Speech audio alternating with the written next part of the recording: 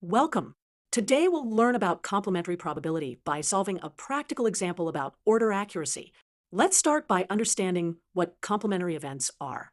When we have two events that are complementary, they represent all possible outcomes and they cannot occur at the same time.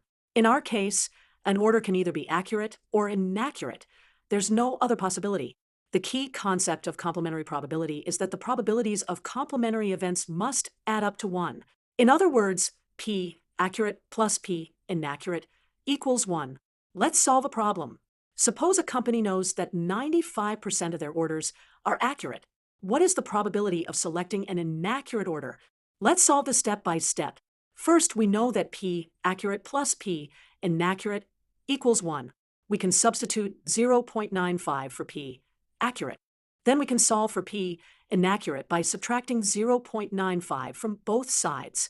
Let's visualize what this means.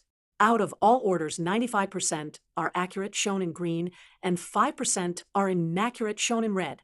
In other words, if we had 100 orders, we would expect 95 to be accurate and 5 to be inaccurate.